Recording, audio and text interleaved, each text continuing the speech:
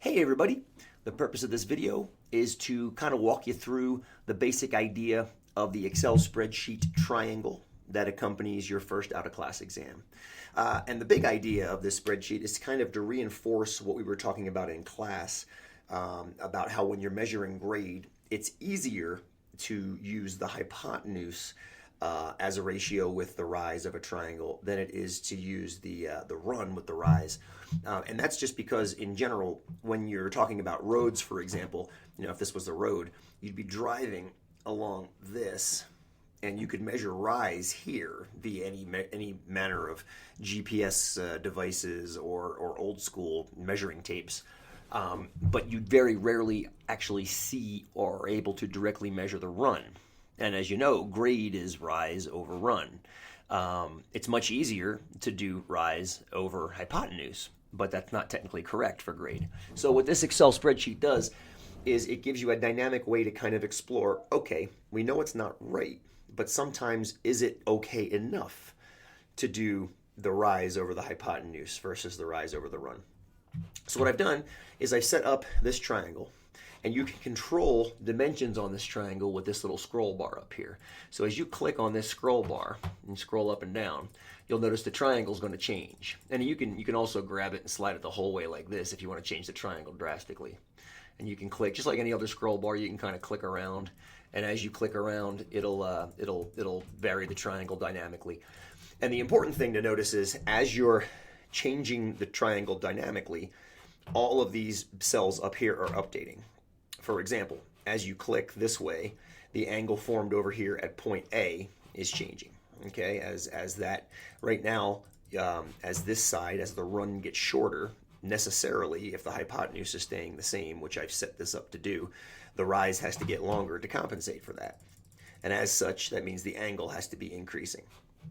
Conversely, as the run gets longer, the rise gets shorter, and the angle shrinks. So what you're keeping track of over here is the tangent, which is the rise over the run. And I've expressed it as a percentage because that's what they do on the roads around here, around everywhere, I think.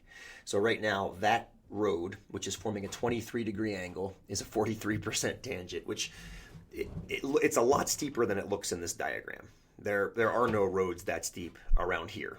The steepest one I just measured recently was Palisades Drive up on Aubrey Butte. It's a whopper. I took my bike up it recently and it just kicked my butt. It's a 23% average grade. Iowa Street on Aubrey Butte is similar, and it's so steep and so long that I believe that's the reason they put, there's a guardrail now in front of it. They don't want cars going straight down because you get going so fast if your brakes fail, you're going to cause mass destruction. Anyway, this right now at an angle of 23 degrees, the grade or the ratio of rise to run is about 0.43. That means this guy is about 0.43 as big as this guy. Okay, that's what you're looking at there with the grade. This guy over here, the rise over the hypotenuse, that is what we are calling the sine, S-I-N-E. That's the mathematical term. What it really is it's just the ratio of the rise to the hypotenuse. Notice it's a little bit less than the grade. I'm going to ask you to explain to me why, no matter what the angle you do is, the sine is always going to be less than the grade. I know it doesn't look like that right there. That's just a rounding error. It gets more obvious as you go this way. The sine's always going to be less than the grade, and one of your jobs is to figure out why. And I give you some hints.